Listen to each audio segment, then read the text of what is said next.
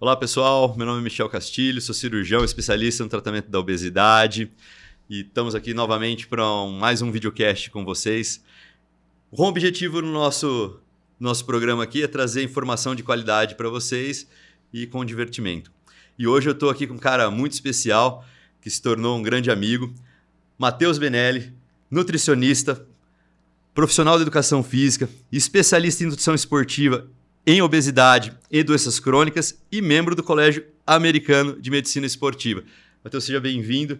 Obrigado pela sua disponibilidade de tempo aqui para estar um pouquinho com a gente aqui, passar seu conhecimento para a gente, cara.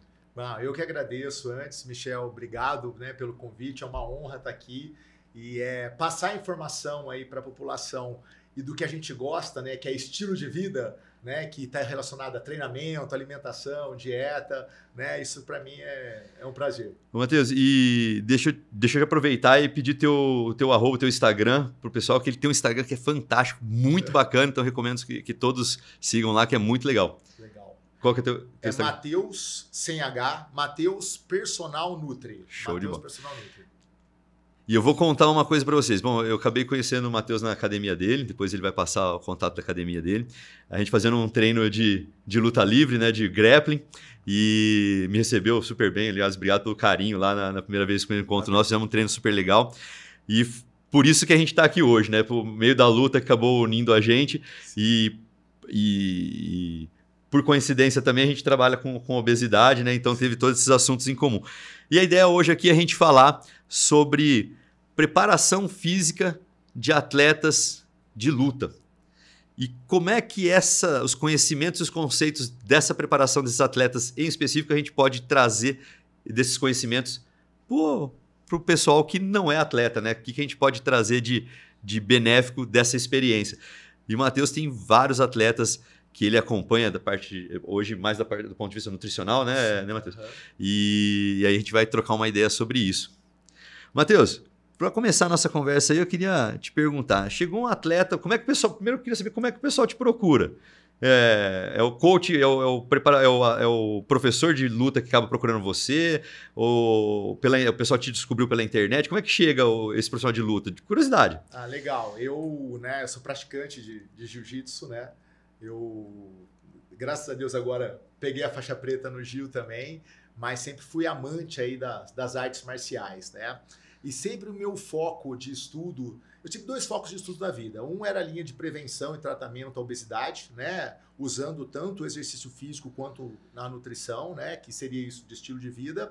E tive o meu outro foco de estudo que vai para performance física, estudar sobre performance física. E também dentro de treinamento e nutrição, suplementação, Então, sempre envolvido no meio do esporte, e eu me encontrei na arte marcial como uma atividade física que me dava prazer, que me trazia conhecimento, que me trazia também clareza mental, O que a gente fala como a arte marcial é uma maneira da gente esquecer os problemas durante o dia, as preocupações e se focar, realmente estar presente ali, Eu me encontrei nisso, que é uma atividade que eu tenho que estar muito concentrado no que eu estou fazendo. Isso me trazia uma percepção de bem-estar muito grande.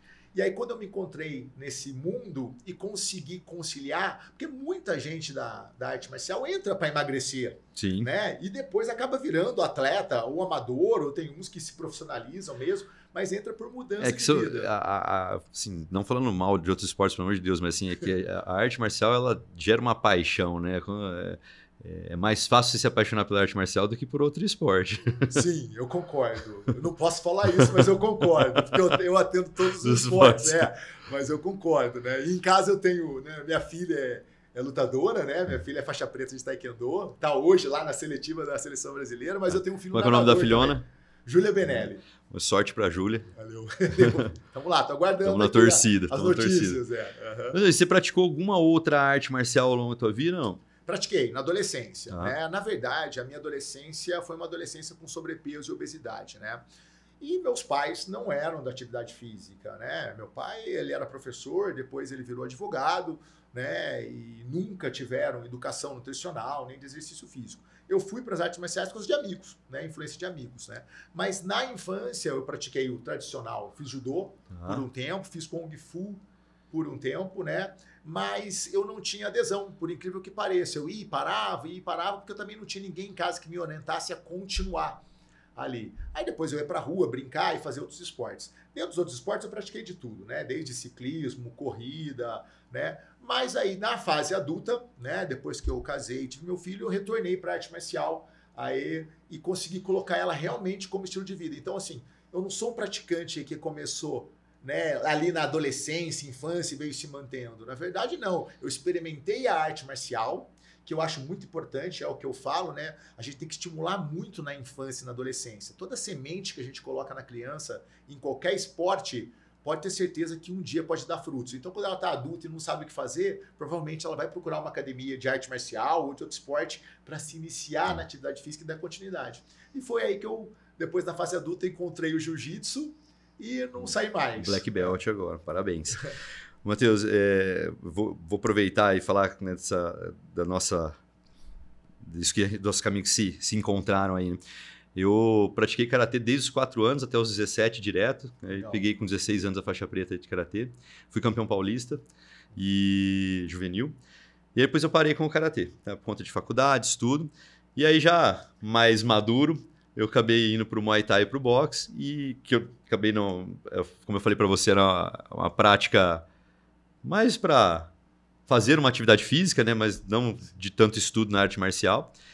E aí, em 2012, conheci o professor Robles e o jiu-jitsu e o grappling e fiquei na luta livre, né? Que hoje eu pratico pouco, né? Por conta de dinâmica de horários, mas a luta agarrada ali que eu me encontrei mais agora, né? Na idade mais madura. Mas por que eu tô tocando nisso? Você comentou da questão de clareza mental, né? A gente se encontrou agora faz uns 15 dias, 10 dias, buscando meus meninos no jiu-jitsu, na academia onde você treina. Coloquei eles agora, meus filhos fazem 2 semanas que estão treinando jiu-jitsu, começaram agora. E eu falei que eles tinham uma obrigação comigo, enquanto crianças, que eles vão praticar uma arte marcial. Sempre falei isso, meus filhos vão praticar uma arte marcial. É uma obrigação que eles têm. Mas por conta de defesa pessoal? Também. Mas o ponto principal é o que você falou, clareza mental.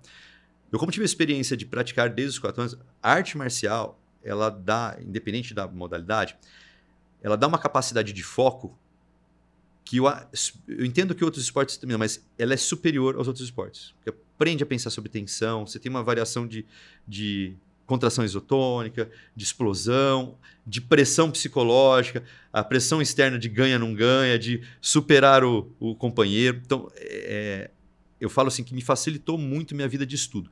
Me deu aptidões para a minha vida que eu creio que outros esportes também não me dariam com a mesma qualidade que as artes marciais. Então eu conseguia muito assim, vou focar para estudar. Acabou. O foco mudava. Eu conseguia mudar o foco com muita tranquilidade. E essa é uma habilidade que eu queria muito dar para meus filhos, para facilitar na vida deles ao longo de estudo, de ganho de conhecimento, de conseguir fazer essa mudança de foco de forma rápida e efetiva. Sim, isso aí é perfeito, né? Quando a gente estuda... Eu tô fazendo agora uma pós em nutrição psiquiátrica, né? E aí a gente estuda ali também, né, como que a gente pode melhorar, né, modulando o eixo, intestino, cérebro, melhorar, né, por exemplo, déficit de atenção, né, depressão, ansiedade, melhorar foco. E não adianta ter só alimentação, a gente precisa ter atividades que direcionam a gente, né? A arte marcial tem um ponto que é muito importante, que é o risco de lesão. Né? Toda vez que a gente está em luta, principalmente em luta, em treino não, em luta, a gente está muito preocupado em não se machucar e machucar. Então, o primeiro ponto, quando a gente está em risco, é a gente direcionar o nosso foco ali. E quando você está direcionado, você esquece o mundo externo, né? E é isso que a gente deveria fazer na hora de estudar, na hora de trabalhar, né? Na hora de comer. Na hora de comer, né? Que é o que a gente chama de mindfulness, comer, o mindfulness, né? De comer presente ali, né? Que a gente não faz. A população engorda porque senta, come de qualquer jeito. Se você perguntar o que ele comeu, às vezes ele nem sabe o que comeu, nem como comeu, e nem no lugar. No final do dia ele não lembra o que ele comeu, né? E isso é falta de foco, né? Essa dispersão. E hoje, quando a gente pega em crianças, assim, por exemplo, a minha filha, ela odiava arte marcial. Né? Eu obriguei ela a fazer uma arte marcial. E todo mundo ficava em estado de choque com a minha obrigação. Hoje é faixa preta de taekwondo e tá lá na seletiva para a seleção brasileira. Hoje em dia eu tenho que levar ele tudo quanto é lugar para ela treinar. Ela treina o dia inteiro, é atleta de alto rendimento. Eu tenho que levar para São Paulo, voltar. Né? Agora tá lá no Rio de Janeiro. Ela tem 16 anos. E eu vou falar, a aula dela, a escola dela só melhorou. As notas dela só melhoraram. Ela é uma menina hoje que ela tem confiança em tudo que ela vai fazer. isso se transfere para fazer uma prova, para estudar, né? Eu não conheço, ao longo dos meus 43 anos, crianças, adolescentes ou adultos que praticavam ou praticam artes marciais e que não performavam bem na parte intelectual. Eu Sim. não conheço. Aham. E hoje eu vejo isso muito na prática clínica, né? Eu atendo muito, Michel, muita criança e adolescente acima dos 8 anos, tá? E eu percebo crianças que vêm já com um foco de nutrição esportiva para mim. Que, né, eu pego uma criança de 10 anos, quando ela passa comigo em consultório, não acha que a alimentação dela é, você vai comer um arrozinho do tamanho da palma. Não. Essa criança, ela pesa a comida, ela sabe o quanto ela precisa de carboidrato para render no esporte dela. Ela sabe o quanto ela precisa de proteína, ela sabe por que ela tem que comer vegetais para modular, eu ensino para ela, para modular o intestino dela, que vai ajudar na recuperação do treino e na performance dela, né? Essa criança começa a olhar para a nutrição não só como prazer, mas também para ter benefícios nessa atividade física que ela faz competitiva. E isso, quando você conversa com essa criança de 10, 11, 12 anos, a mentalidade dessa criança é totalmente diferente daquela criança que passa o dia no smartphone, no celular, orientada ali hoje, infelizmente, por blogueiros, por youtubers, né?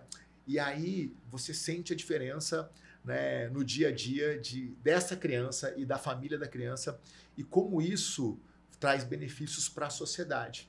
Porque se a gente for imaginar em números, a gente não tem números hoje de crianças com TDAH e que a gente nem sabe se é TDAH. Né? Na verdade, está faltando exercício físico, dieta, alimentação, sono adequado. Mas hoje é mais fácil classificar como meu filho tem TDAH.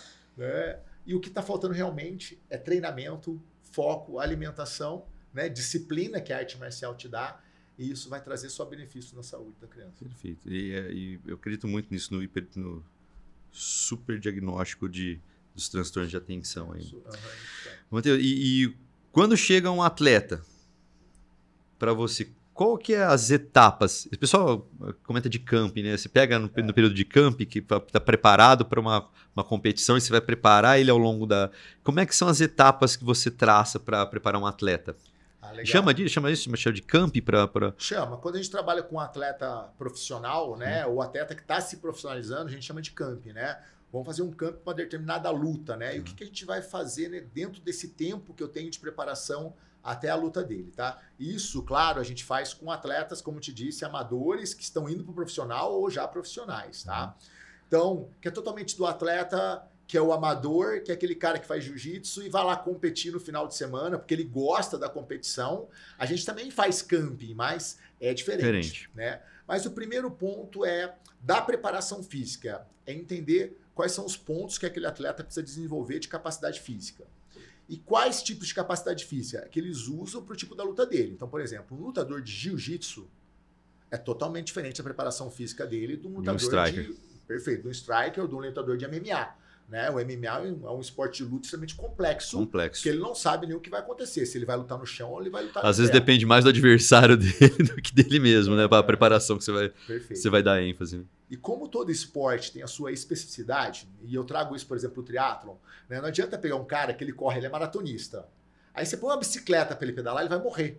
Tá? Porque ele não tem uma adaptação, mesmo que ele tenha uma capacidade cardiovascular muito grande, ele não tem uma adaptação a memória muscular e mecânica para correr, né? para pedalar, ou para nadar. Então ele tem que treinar os três. Você imagina um lutador de jiu-jitsu que, de uma luta de 5, 6 minutos ou 8 minutos, ele fica, teoricamente, 7 minutos deitado no chão ali, em menos momentos em pé. Diferente do striker que fica mais em pé. Diferente de um boxeador que não usa membros inferiores, mas usa mais superiores. Diferente do Muay Thai que usa em determinada maneira. Então, o primeiro passo é entender qual é a característica de luta desse cara, que tipo de esporte que ele faz e como que ele vai lutar.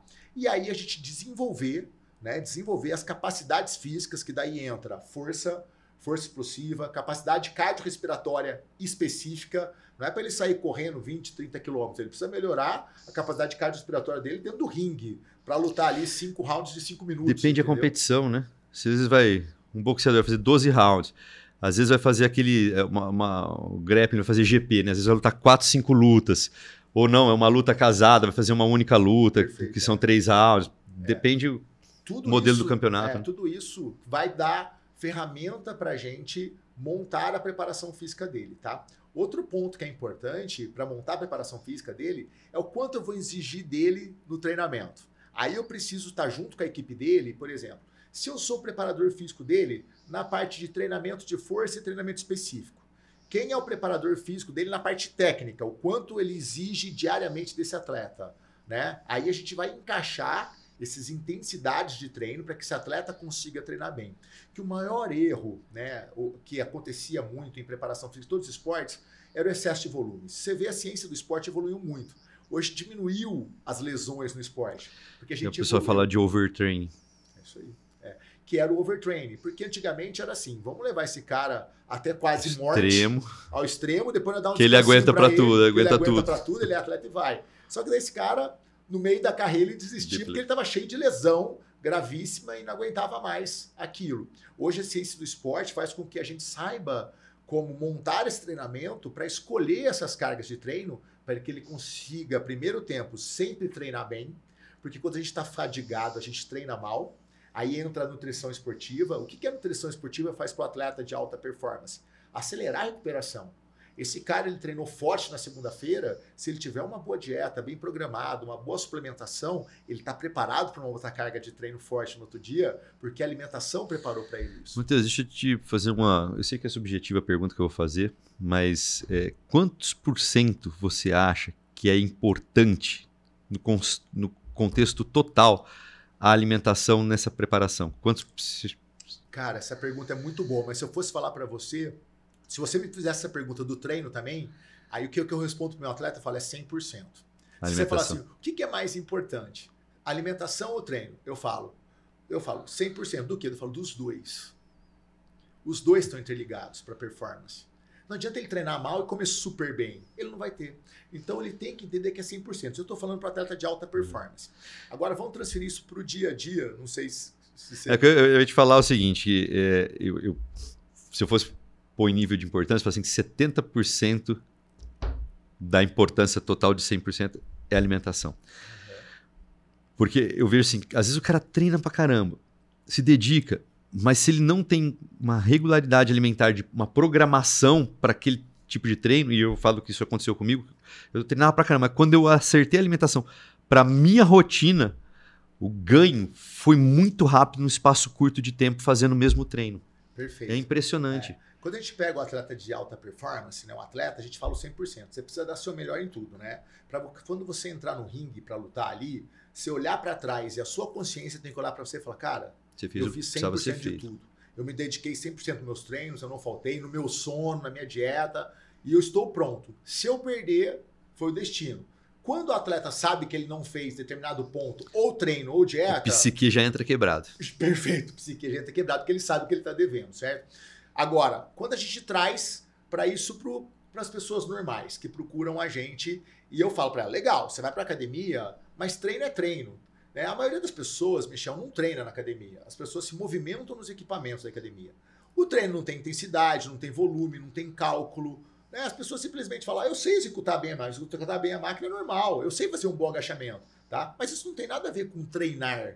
Você executar o bem, treinar é calcular volume, intensidade, carga, recuperação, para ter adaptações pós-treino. Qual que é a adaptação que a gente quer? Ganho de massa muscular, aumento da força. Para atingir, chegar num objetivo, né? Melhor estética que seja.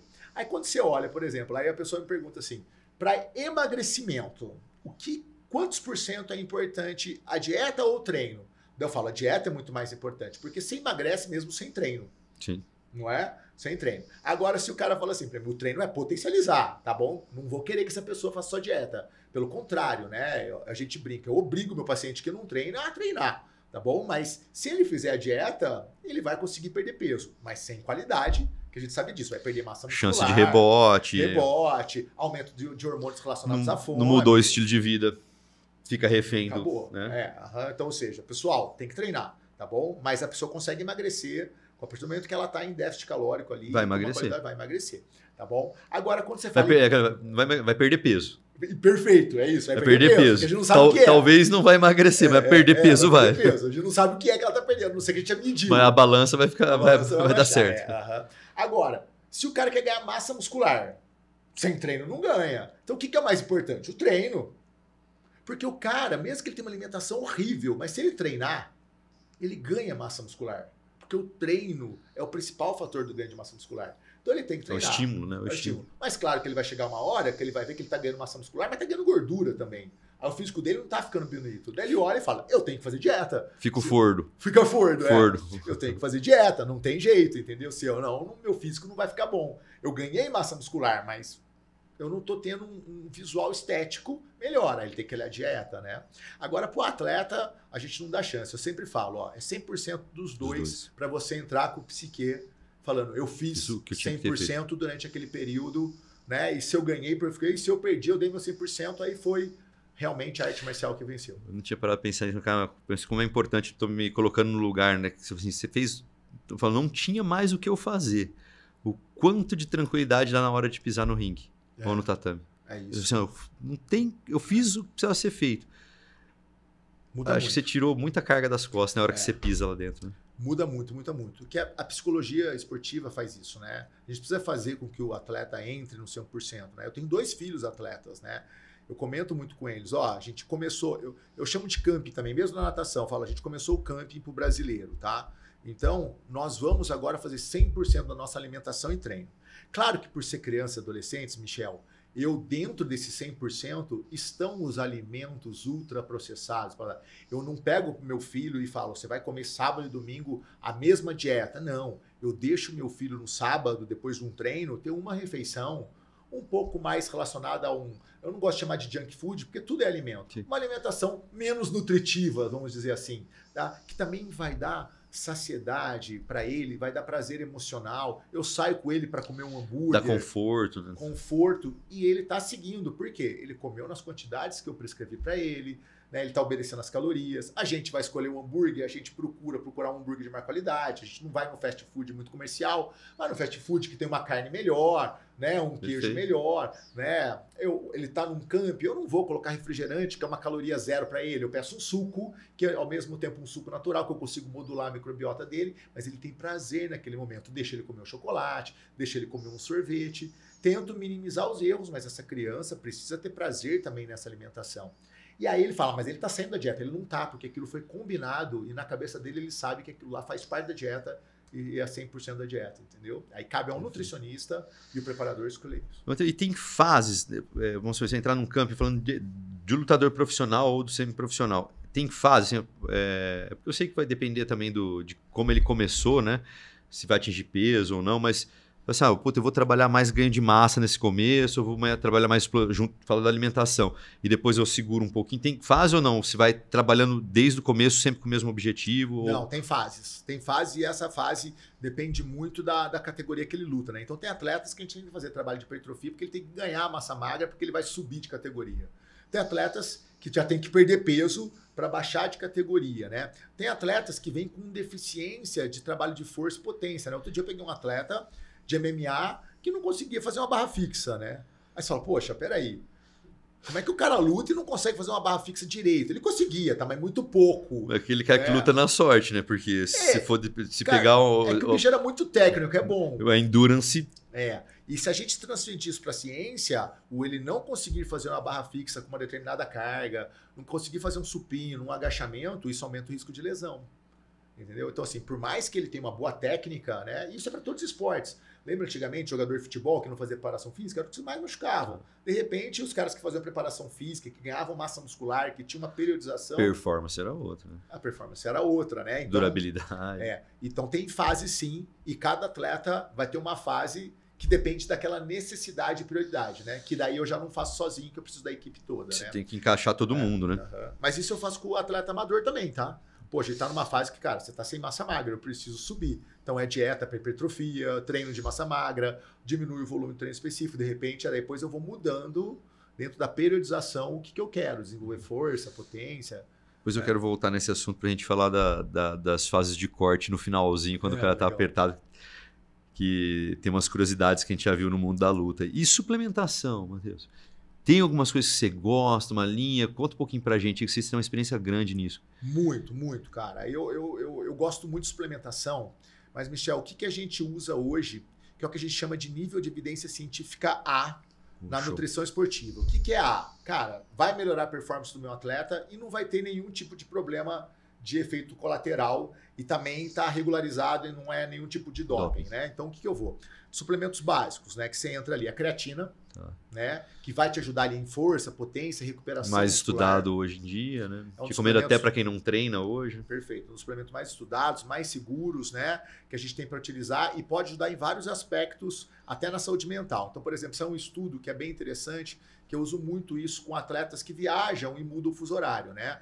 Então, esse estudo mostrou que, por exemplo, usar uma dose mais alta de creatina logo para amanhã, depois de uma noite que você dormiu mal, você diminui a percepção de fadiga mental. Então, se esse atleta ele usa uma linha basal de 3, 5 gramas de creatina todo dia, mas naquele dia ele voou, horário ruim, dormiu 3 horas e ele ainda tem que fazer o treino, ele usar o dobro ali, em torno de 6 gramas ou até 10 gramas de creatina no dia, pode diminuir essa percepção de fadiga mental no dia Matheus, dele. aproveitando para o pessoal aí, como é que você faz cálculo de creatina por peso?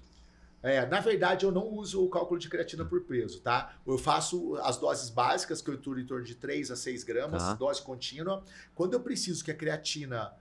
vamos imaginar que eu tenho um atleta que ele não está usando a creatina, ou ele parou por usar, só que daqui 2 semanas ele já tem uma competição, tá? O peso dele já está controlado, tá bom? E eu quero que a creatina ajude ele a aumentar a força e potência. Aí a gente faz as doses de saturação, que daí são 25 gramas por dia, dividido em 5 doses de 5 gramas, tá? De preferência com refeições contendo carboidrato para melhorar a assimilação dessa creatina, né? Mas aí a gente precisa saber qual o peso, tem várias coisas. E uma pessoa que não é profissional, que não é da luta, não está num camp, mas vai chegar com você para começar a treinar e ele nunca tomou creatina, ou tomou, mas parou há muito tempo.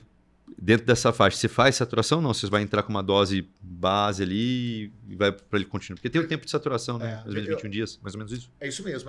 Para você fazer, se você fizer 5 gramas por dia, uma dose básica, você vai demorar em torno de 20 dias para saturar essa célula. 20 a 30 que é onde dias, vai começar a colher os benefícios reais. Né? Da creatina, né? Quando a gente tem um atleta, vamos pensar, um atleta amador, mas que gosta, eu faço saturação com ele. Tá. E que ele não tem muita preocupação com o peso, porque essa saturação, ela pode aumentar em torno de 1 quilo, 1,5 kg, né, de retenção líquida intracelular, que é uma coisa boa. Intramuscular. É isso aí, intramuscular, que é uma coisa boa, que não é ruim. Aí esse cara, aí às vezes eu faço também, porque ele já sente essa performance um pouco antes, né? Agora, quando eu tenho um cara que é mais comum, tá lá, ele vai usar a creatina, eu acho que é importante para ele tá numa dieta de corte de peso, e aí eu quero que a creatina ajude na manutenção dessa massa magra no corte de peso para ele, aí eu faço a dose normal, ali 3 a 5 gramas de creatina, contínuo, explico para ele que ele vai colher os benefícios. Você prefere algum horário ou não? Na verdade, para pessoas que a gente chama não atletas, não tem horário. Perfeito. Eu prefiro colocar sempre com carboidrato que melhora a absorção. Para atletas tem horário. Tá? A gente tem estudos mostrando que quando o atleta faz 2 treinos no dia, vou imaginar que esse atleta ele acorda de manhã e ele faz o treino de força. E aí, na hora do almoço ou à noite, ele faz os treinos específicos de luta. Se eu usar a creatina com carboidrato após o primeiro treino mais intenso, eu posso acelerar a recuperação da entrada de glicose para a célula, acelerando a formação de glicogênio muscular. Glicogênio é a molécula de energia que esses caras usam para treinar, molécula muscular, né? A molécula que vai ajudar ele a treinar, o combustível de energia, né? De uma linguagem bem simples. E a creatina usada com carboidrato no pós-treino pode acelerar essa recuperação. A gente faz isso em provas até. Às vezes o cara tem uma luta de manhã e uma luta à noite. Acabou a luta, carboidrato e creatina para ele acelerar a recuperação, sabendo que a gente demora aí umas 3, 4 horas para formar glicogênio. Para entrar com o tanque cheio lá de novo. E aí voltando nos suplementos, né? Dos suplementos, aí você tem a creatina, aí você tem a beta-alanina, que é um suplemento tamponante, muito utilizado no esporte, que também é um suplemento de uso crônico. As pessoas erram, né? Porque compram esse suplemento na loja, toma, aí tem formigação e fala, vou treinar, e acha que vai... Não, a formigação é normal da beta-alanina, tá? Uma liberação de cálcio ali nas células, né? Significa que a beta-alanina é boa, tá bom? Mas também é um suplemento que, para começar a ter um efeito tamponante, retardar a fadiga do atleta ou da pessoa, demora por volta aí de 21 dias a 30 dias também. Ela é muito parecida com a creatina, exige um tempo de saturação. E toma em dias sem treino também? Não. Perfeito. Toma em dias sem treino também. Todos os dias. É igualzinho a creatina. Isso é muito interessante, porque se a gente, o conhecimento nosso de suplementação de 10, 15 anos atrás era muito diferente, né? Como avançou, né? Hoje é muito mais efetivo. Muito, E continua mudando, né? Tem coisas novas. Por exemplo, a própria beta-alanina agora, os estudos mostram, por exemplo, as doses giram em torno de 6 a 9 gramas por dia, né? Mas os estudos estão mostrando que não adianta você tomar 6, 9 gramas de uma vez. Ela é chata por causa disso. porque você não absorve tudo. Além de ter muita parestesia, que é aquela coceira da betalanina, né, que é o colateral da betalanina, você não absorve tudo pelo interócito, você acaba perdendo um pouco.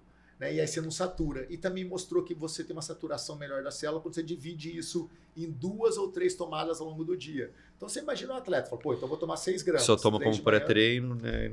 Só com a ideia é só para ter a coceirinha. Aí o terceiro suplemento é a cafeína, né? Doses de 3 a 6 miligramas de cafeína por quilo de peso corporal, utilizados aí 1 hora, meia hora antes, né, do treino, quando vindos de suplemento líquido, né, energético ou cápsula. Mas a gente também tem o chiclete de cafeína, que é muito utilizado hoje. O chiclete de cafeína gira em torno de 40, 50 miligramas, mas tem uma absorção mais rápida pela mucosa bucal, né? Então é muito legal. O cara tá ali preparando, deu aquela baixadinha, colocou a cafeína. Não tem o efeito de primeira passagem hepática, né? Já vai direto. 10, 15 minutos o cara já tá melhor, tá? Que é o que a gente usa também para estudar. E vende aqui? Vende. Eu não vou falar marca, não sei, mas tem. Se você colocar chiclete de cafeína, tem uma marca conhecida que ela tem 40 miligramas de cafeína por dose, por gominha ali, né? Bacana. E a gente calcula a dose, tá? O bochecho também com cafeína e carboidrato. Então, às vezes, você pega um atleta de luta que ele está muito tenso, ele não consegue beber água, comer, e também ele pode tomar um chute na barriga, dependendo do esporte que ele faz, e ele precisa da cafeína. O que a gente faz ali? A gente faz um bochecho de cafeína. Então, um líquido concentrado, contendo cafeína e carboidrato, põe na boca, bochecha por 40 segundos, gospe, você também tem absorção e ativação do sistema nervoso central, tanto pela cafeína, quanto também pela glicose, também que tem uma ativação. Que a gente pode fazer isso, por exemplo, também durante a corrida, né? Que é o que o pessoal faz quando está entrando no campo. Você vê o Cristiano Ronaldo, ele joga e gospe ali, então ele não quer beber para não ficar com peso, né? Aquilo lá é um líquido geralmente que tem carboidrato e cafeína ou só carboidrato, também dá certo. Bacana. Bom, aí o quarto é o bicarbonato de sódio. Isso eu ia perguntar, eu falei assim, será que é uma pegadinha perguntar isso? Eu ia perguntar para você, o bicarbonato, tá uma febre de falar do bicarbonato. Tá uma febre. É o mais barato e o melhor, é isso ou não é? Só que assim, né? O bicarbonato para quem faz musculação, não tem necessidade. Por quê?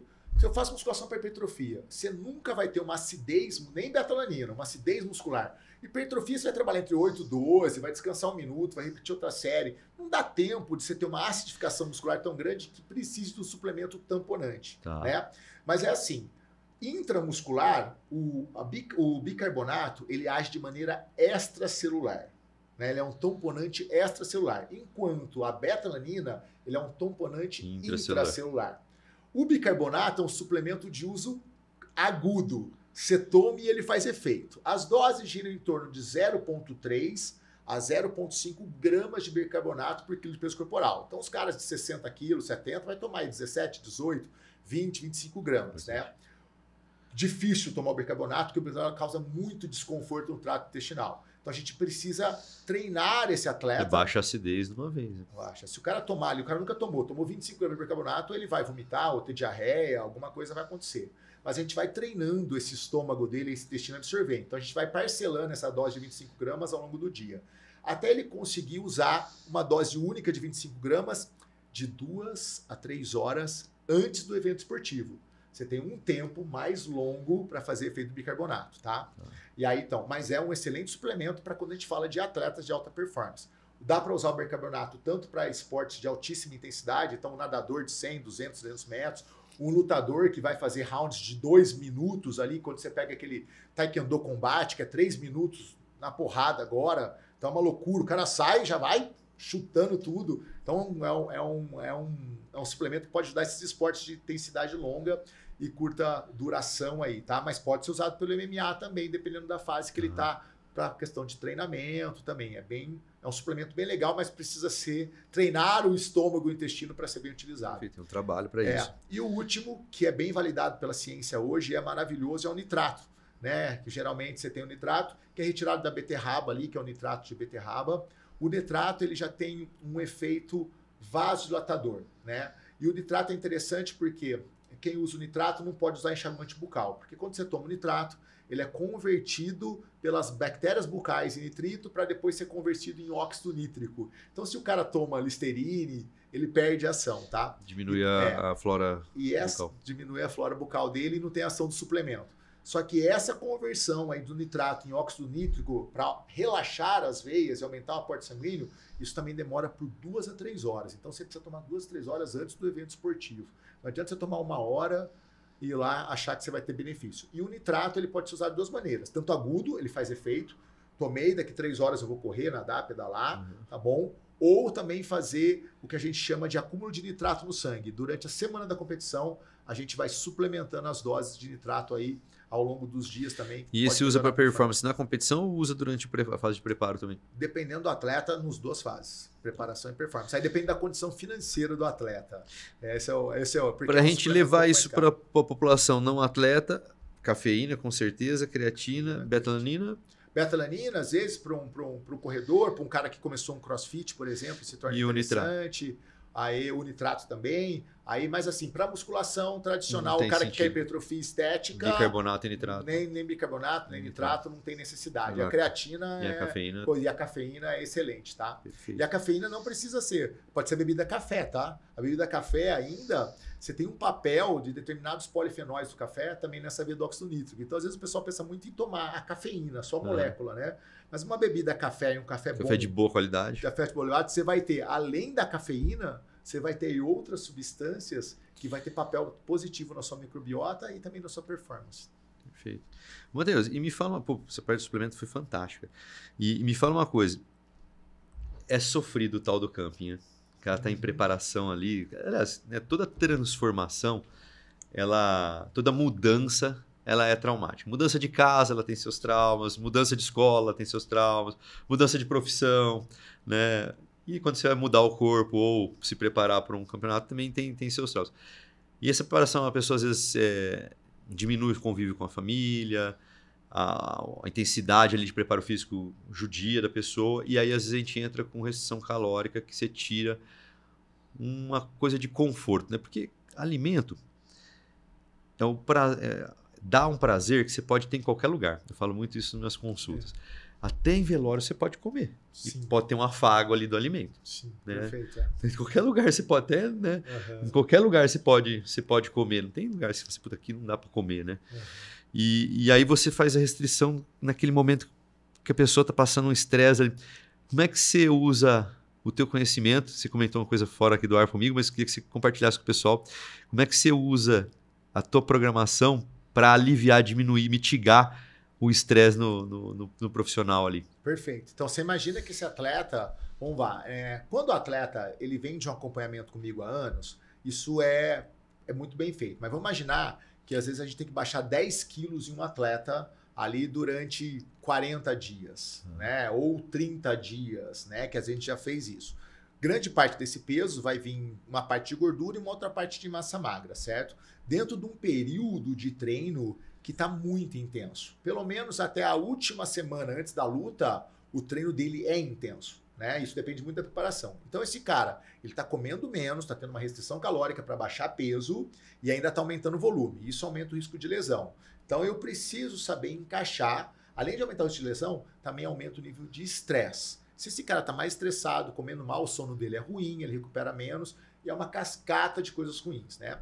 Mas se esse cara ele já vem de uma base boa alimentar, que é o que a gente chama de alimentação para performance, não para corte de peso. Então ele já aprendeu a estrutura, que mesmo para alimentação da performance, a gente faz algumas coisas, vou falar em números só para dar uma noção, né? Dentro de uma dieta de corte de peso, a gente pode utilizar ali 80% de alimentos que ele precisa, que a gente chama de alimentos extremamente nutritivos, que ele precisa para recuperação e para performance muscular, e eu deixo 20% ou 10%, aí depende do que eu tenho que tirar desse atleta, de alimentos que a gente chama de conforto. O afago.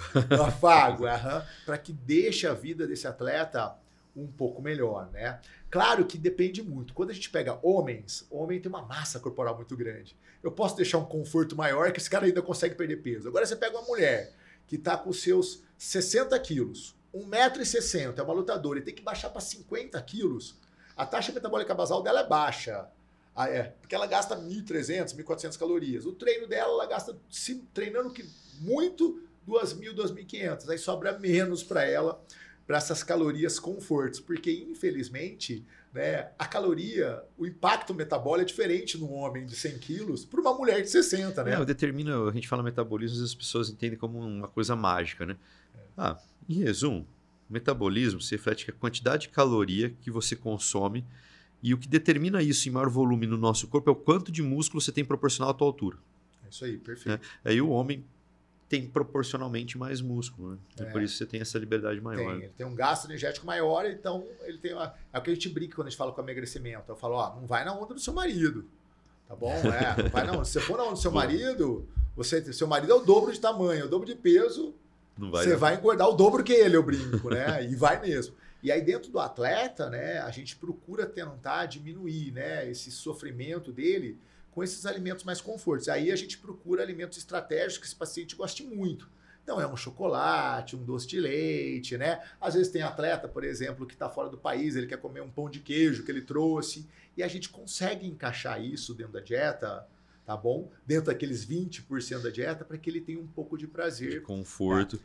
E que ele olhe para isso, que ele não está saindo da dieta. Ele tem que aprender a olhar para aquilo que ele não está errando, que aquilo lá está programado, está calculado dentro dos macronutrientes de carboidrato, conteúdo de gordura, e que se ele está comendo aquela quantidade de pão de queijo que eu passei para ele, mesmo naquela dieta de perda de peso, ele não está errado. Perfeito. Ele está certo, então ele está fazendo 100% da dieta dele. Como é que foi, eu vou fazer uma pergunta, Zé, pessoal, como é que foi a preparação da Bruna Ellen? A última. Aliás, parabéns, eu vi a pesagem dela, cara, chegou sequinha para pesagem. Aí eu sei que você preparou ela, né? Foi. A Bruna Ellen foi a parte nutricional. Ela estava no Bellator nessa última competição ou não era no PFC? Não, a primeira que eu preparei ela foi pro Bellator, e aí a segunda agora foi pro LFA. O LFA, que foi ela desafiou a disputa do cinturão lá de uma russa. E chegou... Chegou bem. A Bruna Ellen também é um caso de uma menina pequena, né? Não é uma estatura alta. A Bruna Ellen, eu acho que ela tem 1,63 ou 62, eu acredito, eu não lembro agora de cor, né? Mas também tinha que baixar 10 quilos ali num período de 2 meses. E não era uma menina que tinha muita gordura para perder, porque era uma menina super atlética também, tá? Mas a gente conseguiu fazer com que ela perdesse por volta aí de 6 quilos, né? E aí a gente, desses 6 quilos, foi um pouco de gordura e um pouco de massa magra. Ela com uma alimentação muito saudável, com uma boa suplementação, um bom acompanhamento ali de toda a equipe, né? Ela tem um bom preparador físico, um bom fisioterapeuta, né? E tudo isso ajudando na recuperação dela. E desidratamos ela 4 quilos para pesagem. 4 quilos? 4 quilos a gente conseguiu desidratar nela e ela desidratou super bem, sem sofrimento. E quanto que ela subiu? Como é que é a rotina de pesagem do LFA? Você pesa antes ou no dia? Pesa um dia antes. Você tem às vezes mais do que 24 horas para recuperar. E ela recuperou? Quanto que ela recuperou? Ela recuperou, só para você ter uma ideia, em um dia, acho que na primeira ela recuperou 6 quilos e na outra ela recuperou 7 quilos, de um dia para o outro. Que é o que a gente fala quando aquela pessoa faz aquelas dietas de restrição de carboidrato, a pessoa murcha, perde peso. Não, eu tô pensando assim, por conta da altura dela, né? Sim, não, foi um desafio grande e mesmo assim ela terminou as 2 lutas, a luta que ela ganhou, depois a outra luta que ela perdeu, mas ela não foi nocauteada, ela perdeu por pontos ali do LFA, mas ela terminou as 2 inteiras. Inteira, tanto que ela saiu para treinar depois ainda, depois de um corte de peso teoricamente agressivo. Isso é para mostrar que quando tem ciência, né, e a gente não inventa nada, a gente pega a ciência e traz para a prática, eu não invento nada, né? Eu leio ciência, eu vou para o curso, aprendo, leio e falo, cara, é isso, reproduzo, né? Não tem nada. Mas quando a gente faz com a coisa bem embasada na ciência, a pessoa consegue perder peso e ter muita performance mesmo no alto rendimento. Então dá para estar os dois aliados, desde a coisa bem certa. Agora, claro que quando a gente está comendo muito bem, sem estar em déficit calórico, para manutenção do nosso peso e com performance, é uma delícia, porque você voa nos treinos. Perfeito. Matheus, qual que é a média de tempo que esses atletas treinam por dia? De tempo?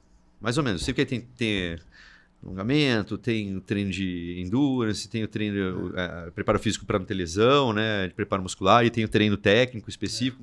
Como é que é essa distribuição mais ou menos assim? Gira em torno aí, assim, em horários, em períodos diferentes, né? Para você ter recuperação, mas geralmente 1 hora, 1h30 pela manhã. A hora do almoço geralmente está algum trabalho de força, ou fisioterapia, ou mobilidade aí, que eles vão trabalhar também mais por volta de 1 hora. E no final da noite também algo específico também voltado para a luta, né? Okay. Se é grappling, se é luta em pé. Mas geralmente é umas 3 horas por dia ali tranquilamente esses atletas estão treinos aí, e inclusive no sábado, e a grande maioria o domingo deixa em off para poder dar uma recuperada, ou quando tem que fazer corte de peso, vai fazer outras atividades para aumentar o gasto energético no domingo também, como atividades aeróbicas, atividades que diminuem o risco de lesão, aeróbio leve, né? Então vai pedalar, vai fazer um trote na esteira, vai nadar, nada relacionado à luta. Como é que, falando em corte de peso, e aí vamos falar de gestão calórica, como é que chega lá um paciente para você?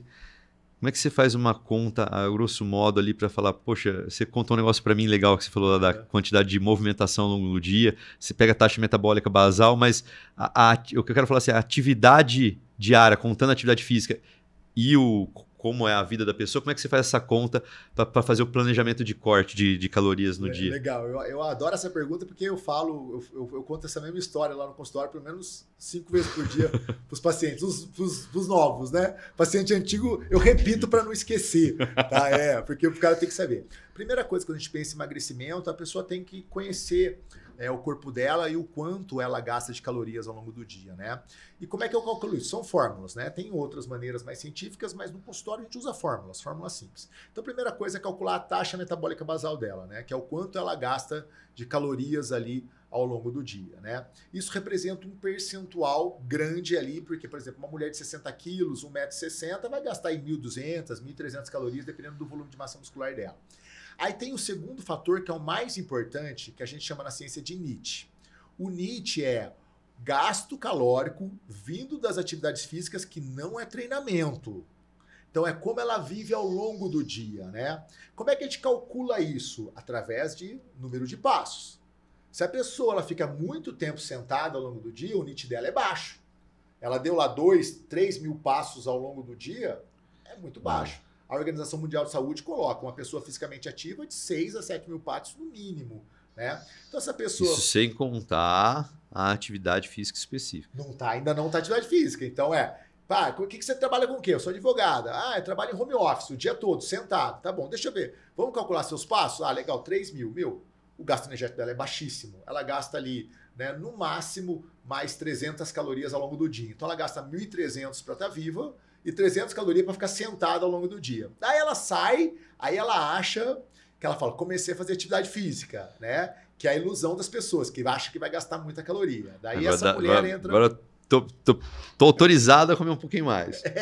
Aí essa mulher, ela fala assim, mas agora eu tô fazendo spinning, Matheus. Queima pra caramba. Saiu lá morto, suado. Olha aqui no meu relógio, eu gastei 300 calorias aqui. Eu falo, legal. Primeiro que aqui superestima um pouco, mas vamos transferir que... Vamos colocar que foi 300, tá bom? Que ela realmente ali deu sangue na aula de spinning. Quantas vezes você faz por semana essa aula de spinning? Eu faço 2 vezes. Então você gasta 300 2 vezes. Então você gasta 600 calorias de spinning na semana, tá bom? Se você gasta na semana, eu tenho que dividir esse valor por 7. Dividindo 600 por 7 vai dar aí 90 calorias. Ou seja, o gasto energético vindo da atividade spinning é só de 90 calorias. Não tá direito você comer nada. Picolé de limão. Só. Não dá direito você comer nada. Por quê? Para a atividade física ter um papel que impacta realmente no processo de emagrecimento através do gasto calórico, ela tem que ser feita de maneira diária. Que é o que às vezes as pessoas não conseguem. Então ela tem que mudar o quê? O NEAT dela, né? É o que eu falo para essa pessoa. Legal. Como é que você vai fazer isso, Matheus? Eu falo, você vai trabalhar mais em pé ao longo do dia. Coloca uma bancada e trabalha em pé. Para o seu carro longe da sua empresa. Vai para o shopping, para o carro longe, e em vez de você anda pelo shopping, em vez de descer pela escada rolante, desce a escada. E coloque uma meta de passos. Se a sua linha basal de passos, que você não gasta nada, é 2.000, a sua meta vai ser 4.000. Você já aumentou o seu gasto energético. Um exemplo simples é assim, um cara, por exemplo, um cara de 90 quilos, né? Ele dava em média 4.000 passos por dia. Tá? Se ele aumentar para 6.000 passos, ele já aumentou em 300 calorias o gasto energético dele diário. Você fala, legal, mas 300 calorias não é nada, Matheus. Mas ele aumentou de quanto para quanto? Por exemplo, ele dava 4.000. Aí ele passou agora a dar 6.000. Ele deu 2.000 passos a mais. O que é 2.000 passos a mais, Matheus? É uma volta num quarteirão aí de 1 quilômetro, mais ou menos. Tá. Deu 2.000 passos a mais. Ele já aumentou em 300, um cara pesado, tá? De 300 calorias pelo menos por dia. Um cara grande, pesado. 300 calorias em um dia. Em 10 dias, 300 não é nada, mas em 10 dias já deu 3.000 calorias. né? Em 20 dias, 6 mil. Em um mês, 9 mil calorias, só porque ele colocou 2 mil passos a mais ao longo do dia. Constância, né, cara? É a constância, é transformar o mínimo, que parece pouco, porque emagrecimento é a longo prazo. Essas 9 mil calorias. Sabendo que para perder 1 quilo de gordura, a pessoa tem que gastar ou deixar de comer 7.700 calorias. O cara vai perder 1 quilo de gordura a mais com a mesma dieta só porque ele está aumentando o número de passos diários, entendeu? Como os comparativos são interessantes, né? A gente falando da constância. Eu falo que, assim como a gente pensa no futuro, em segurança financeira, poupança, previdência privada, INSS, quanto antes começar, melhor, mais tempo investido, mais segurança no futuro. Se a gente for transformar isso para a saúde, isso é construção ou preservação de massa muscular. Quanto antes começar, sempre é tempo, mas quanto antes começar, melhor, né? E é a questão da constância, né? É o que você acabou de falar, né? Que se a gente for transformar para investimento, se você poupar todo dia um pouquinho, ao longo de um tempo maior, o pouquinho se torna muito, né? E transformando para atividade física comparativa da mesma forma. Mas, por exemplo, vou imaginar que. Olha outro exemplo legal que eu dou muito no consultório. Imagina que essa mulher gasta 2 mil calorias por dia. Com tudo, tá? Com a taxa metabólica basal, com o NIT, com os passos dela e também com ali o que ela gasta de exercício físico, o spinning dela, o pilates, a musculação. Mas no final do dia, porque ela é mulher pequenininha, ela gastou 2 mil, tá?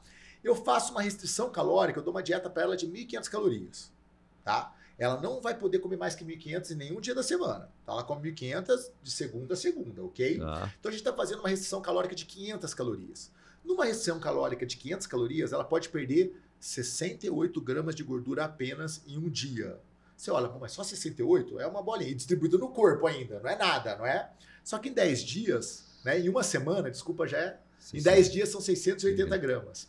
Em um mês é 1,9 kg já de gordura que ela perdeu. De gordura. De gordura corporal, com déficit de 500 calorias. E aí, calorias. se a gente for pensar em volume e densidade, né, gordura é isso aqui, 1 quilo, e músculo é isso aqui. Perfeito. E como é que eu posso potencializar ainda na dieta? Aumentando o conteúdo proteico da dieta. Porque a gente sabe que a proteína é um macronutriente que tem a maior termogênese, né? Então, que ela gasta mais calorias para digerir o próprio alimento. Para a gente poder aproveitar ela. Então, o que a gente faz nessa dieta? A gente capricha nas proteínas dessa mulher. E é muito comum você ver com mulheres com sobrepeso com baixo consumo de proteína. Aí eu como um frango, que tamanho isso daqui? E à noite? À noite eu como um queijinho, é proteína. Queijinho é proteína, é muito pouca proteína. Aí eu como um ovinho à noite. Um ovinho tem 7 gramas de proteína, é muito pouco. Você vai precisar de pelo menos 30, 40 gramas de proteína nessa refeição. O que é isso, Matheus? É 100, 120 gramas de peito de frango ali. Né? Mas eu vou engordar. Não vai engordar, porque 30% do valor daquilo lá já é gasto para digestão. Sim. Além de você preservar sua massa magra, pele, cabelo, unha. Aí você começa a dar motivos para ela ter vontade de comer a proteína ali na dieta, né? Matheus, atletas de quais modalidades você já preparou? Atletas? MMA, eu sei que a gente estava falando da Bruna. MMA, jiu-jitsu, né? Na verdade, arte marcial, eu peguei... Você está no meio, né, diretamente. Taekwondo, filha. Taekwondo, minha filha, né? Eu tenho o pessoal do judô também, tenho muita criança do judô que está vindo agora ali, indicação de um colega que é da Associação Camineira de Judô também. E é legal porque é o que eu falei para você, eu pego criança de 10, 11, 12 anos com uma cabeça... sensacional, assim, né? Você conversa, a consulta é com ele, o pai e a mãe ficam quietos, a criança domina. Já tá afim. É um adulto, tá afim, entende, é muito legal, trabalho, mas eu tenho muito atleta, pro meu filho ser nadador, tenho muito atleta de natação. Eu tenho maratonista aquático, que é bem legal também, eu gosto muito da maratona aquática, é os caras que nadam 10. Você já abraçou umas competições, né? Eu faço, mas eu faço curta, eu faço 500, para fazer mais eu tenho que ter mais tempo de treino, né? A natação toma muito tempo, né? Natação você treina, né? Meu filho treina uma média de 6 horas todos os dias, de segunda a sábado. Nossa, ele entra na piscina às 2 da tarde e sai às 6. Agora ele dobra, ele acorda às 5 da manhã, ele nada das 6 às 7h30, ele vai para a escola, daí ele volta às 2. Então a natação exige um volume muito grande de atividade. Então eu vou para nadar 500. Eu vou para ir para a praia, eu brinco, né? E eu tenho que levar meu filho. Mas meu filho também fazia maratona aquático, mais novo. Agora que ele foi para a piscina. Então eu tenho muito nadador, né? Eu tenho corredor demais, que é um esporte muito eclético, você faz em qualquer lugar e é um que eu estimulo muito. O que aumentou muito também no meu consultório foi crossfitter, né? O crossfiteiro, né? Que realmente compete, não considero que é emagrecer, o cara que realmente participa de competição de crossfit, né? Eu acabo atendendo bastante. O beach tenista, que agora deu uma diminuída, mas teve uma época que todo mundo virou atleta de beach tênis. Eu achei muito legal, porque eu consegui também tirar muita gente da obesidade com o beach tênis, tá? Aí o pessoal brinca e fala mal, mas assim, às vezes a pessoa ia pra musculação, não se adaptava. Pode criticar, o cara tá fazendo a pressão do zero, às vezes e achou um mote pra fazer. Eu tive um casal que ele tava com 120 quilos e ela 100. Hoje eles pesam ele pesa em torno de 80 e ela pesa em torno de 60. E ó, tentamos musculação, tentamos personal, ele faltava, ele não ia, tentamos aula de estudo de spinning, ele não ia. Foram pro beach tennis, aprenderam a jogar, pegaram o gosto e agora eles falam que eles são atletas. Eu bato muito na tecla, né? Os pacientes meus que vão emagrecer falam, cara, estamos num projeto, vamos fazer musculação. Vai ter o aeróbico lá, mas a base é exercício de força resistida, de preferência musculação, porque você já tem uma escassez de tempo. Então, o que vai te dar melhor resultado, menor espaço de tempo. Ginásticas funcionais são boas também, natação excelente. Pilates associado com a musculação, sozinho tem os questionamentos em cima. Mas, poxa, na hora H de você não conseguir que a pessoa vá, tá valendo. Foi. Esse casal, por exemplo, eu falei pra você, eles tinham personal, tá? O personal ia na casa deles, a academia era no condomínio, academia boa, o personal era lá, eles faltavam, eles não atendiam o personal. Eles não conseguiam, a gente não conseguiu ter adesão nem com o personal, eles pagavam ainda, tá? A aula, tudo, e inventavam uma desculpa e não ia. E eles falavam assim, Matheus, a gente odeia aquela sala.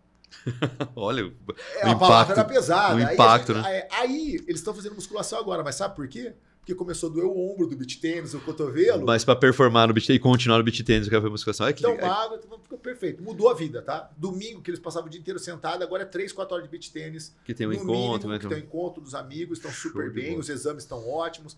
E eles mesmos falam assim, a gente é atleta de beach tênis. Eles já se colocam como atletas porque eles participam de competição. Olha que legal. O pessoal que era acidentário. Mudou a vida, Voltando ao corte de peso, de curiosidade. Cara, e os riscos do corte de peso? Eu sei que você faz controlado, né? Mas a gente já viu absurdos aí. E você vê, é aquela que eu perguntei e você respondeu.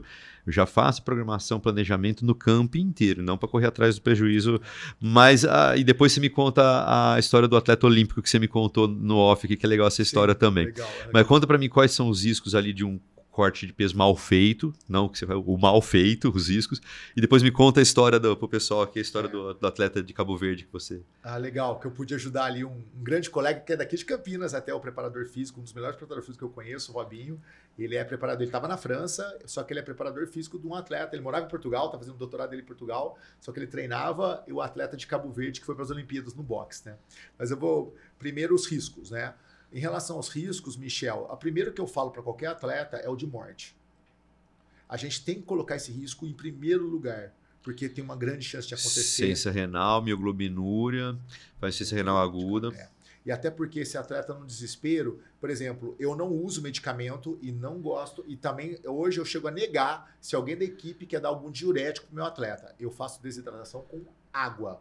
Eu hiperidrato para desidratar, eu mexo com comida, eu não uso nada, nenhum tipo de diurético. Ciclo de água, né? Porque assim, você acha que esse cara faz diurético com o médico? Mentira, ele faz com o amigo que já desidratou e toma um diurético lá e me faz ao contrário, e esse cara pode morrer, a responsabilidade é minha, né? Então o primeiro risco realmente é de morte. Eu falo para ele, tem risco de morte. Segundo risco dentro desse processo aí, é uma desidratação mal feita, é perda de performance. O músculo precisa de água, 70% dele é água. Entrou desidratado. Aquele atleta que anda flat depois para lutar e a performance cai mais de 70%, mais de 30% da performance. Cai muito, então cai a performance.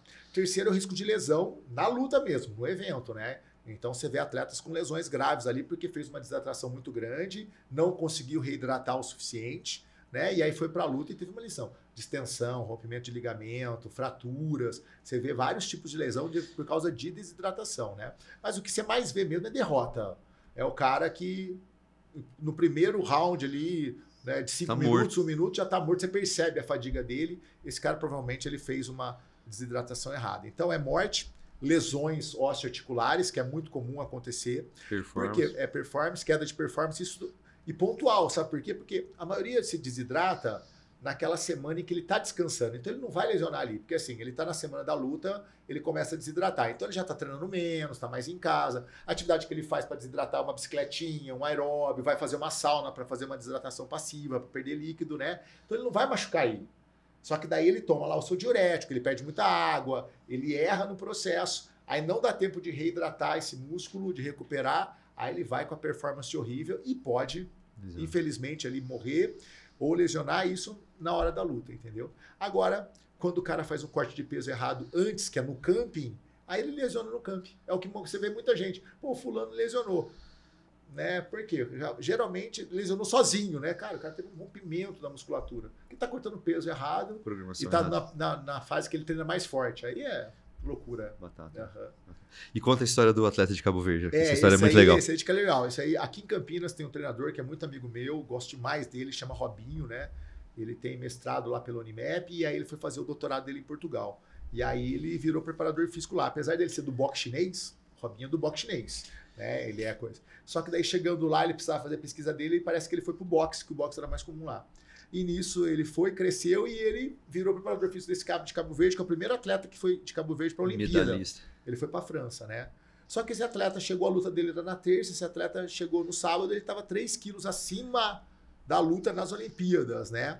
E aí esse colega me ligou, eu estava com uns amigos em casa no churrasco assistindo Olimpíadas, ele me ligou. E aí a gente teve que fazer um protocolo com ele ali no sábado à noite de hiperidratação, foi uma consulta rápida ali, foi muito mais que o treinador dele, porque foi o treinador que ficou com ele ali o tempo inteiro, para ele conseguir. Graças a Deus, ele conseguiu baixar os 3 quilos e conseguiu recuperar o peso no mesmo dia, Michel, porque ele pesava pela manhã e lutava à tarde. E ele foi medalhista de bronze nas Olimpíadas, é o primeiro medalhista de Cabo Verde aí, e eu fico muito orgulhoso que é o meu amigo, que é preparador físico dele, ficou famoso, é um cara que merece demais. Parabéns. E eu fiquei feliz de poder ajudar, contribuir com isso aí. Contribuir um pouco. Parabéns pelo trabalho. Com a nutrição esportiva. E que eu disse para ele, fiquei muito feliz porque um amigo, se eu te ligar num sábado à noite, e ele falou, cara, você tem que me salvar em você. Aqui. Confio em você, que eu sei que você já trabalha. Isso para mim foi o melhor prêmio, porque é um cara... Reconhecimento e um cara que eu admiro demais aqui de Campinas. Pô,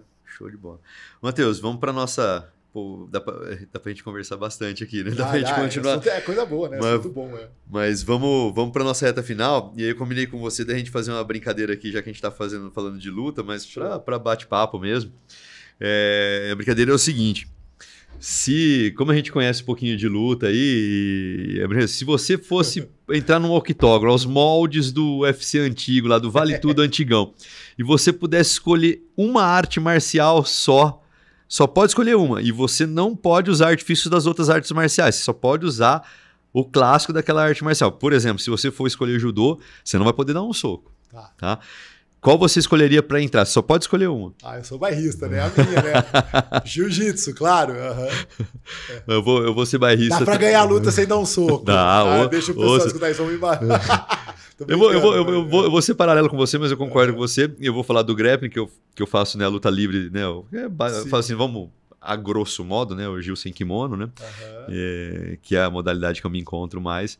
Mas eu escolheria a luta livre ali, por conta de sem kimono. Né, mas que a gente está na mesma linha de pensamento. E se você pudesse escolher duas? Cara. O que você ia levar na mochila ali de conhecimento? Vamos lá, eu já sou bom no grappling ali, no jiu-jitsu, tá? Já sou bom. Aí a segunda é uma arte marcial que, por incrível que pareça, dá uma noção muito grande de distância, é o taekwondo. Tipo Anderson Silva. Porque consegue controlar muito a distância da pessoa com a perna, né? E aí eu escolheria o taekwondo, porque daí eu ia tentar manter a distância com a perna, para depois levar pro solo e chegar no jiu-jitsu. Eu penso muito para fazer essa resposta, eu pensaria no karatê, porque eu defendo muito aí, até me inspirando no Lyoto Machida, né? E tinha um outro lutador canadense que era um excelente karatê, que eu não vou me lembrar do nome dele, cara, mas era o mesmo estilo de luta. Ele não fez tanta projeção quanto o Lyoto, né? Não chegou a ser campeão da categoria. Lutava nos meios médios. Mas era o mesmo estilo de luta do Lyoto. Mas o grande lance é o contragolpe. A pegada, o tempo de reação, que acho que assim, o que a gente pode falar assim, de melhor do karatê é a pegada no contragolpe, né? Tem várias outras coisas, assim, mas a pegada no contragolpe, eu acho que sempre que o Lyoto usou de melhorar a arma dele, né? Mas eu escolheria o boxe junto com o grappling. Legal, Eu também, pela contundência do... eu também. Se eu tô bom de perna, tô bom de solo, e aí agora eu preciso ficar bom de mão, aí eu ia pro boxe. Você vai falar que eu posso escolher uma terceira? Pode. A gente entrar na terceira. A terceira seria boxe mesmo. O boxe, aí eu acho que eu ficaria eu acho que eu teria boas armas ali para entrar no tatame. Eu tive o prazer na inauguração aqui em Campinas de uma academia, de conhecer o Rafael Cordeiro, né? Mas eu não sabia também. Daí minha filha estava junto, eu apresentei ele, falei, filha, esse aqui é o Rafael Cordeiro. Ele veio na inauguração. Falando... Aí minha filha, olha, eu sou lutador de taekwondo. Ele falou, cara, foi minha primeira arte marcial. Foi o que me levou pro MMA, porque... E ele falou isso, ele falou, porque me deu muita noção de distância, não sei o que. Depois eu fui pro boxe, pro Muay Thai, para as outras, mas foi a distância. E aí eu não tinha esse olhar, tá? Eu não tinha esse olhar pro taekwondo. Depois minha filha começou a olhar e eu vendo a preparação física dela, eu comecei a entender realmente... A própria arte marcial do taekwondo competitiva ali, aí eu falei, cara, é muito legal. Você consegue manter distância de segurança, acertar chute, pontuar ali. Eu volto a falar, o pessoal fala, as artes dominantes, acho que sim, né? A gente tem conhecimento, a gente sabe que o jiu-jitsu é uma arte, né, muito completa, né? O jiu-jitsu salva sempre. Mas eu falo assim que é muito lutador, né? E esse negócio do MMA e no começo, quando era o Vale Tudo, né? Ou vamos pôr o Pride, né? Que deu origem ao que é hoje o UFC, trouxe muito essa questão de fazer o mix martial arts mesmo, né? A mistura de que tem de bom em cada. Lógico que todo mundo acaba vindo, né? É difícil a pessoa que começa treinando tudo, né? A pessoa vem com alguma arte de base, né? Alguma luta de base e depois ele vai pegando outras. Mas deu muito essa ideia aí. E o legal, a gente vê o comecinho do UFC, né? Cada um lutava sua modalidade, depois já incrementando. Com o Ruas, né? Foi sendo o primeiro grande expoente que misturou. Falei, pô, mas o que esse cara tá lutando aí? Mas o cara é do Muay Thai, mas tá levando a galera pro chão também, né? Foi a primeira mistura. Foi interessante de ver essa história, de fazer parte, de presenciar isso. Só que o problema agora que eu tô pensando aqui quando você fala, é que a minha nora, a namorada do meu filho, ela é faixa preta de Muay Thai e kickboxing. Ela luta esse final de semana. A namorada do meu filho mais velho, do Matheus.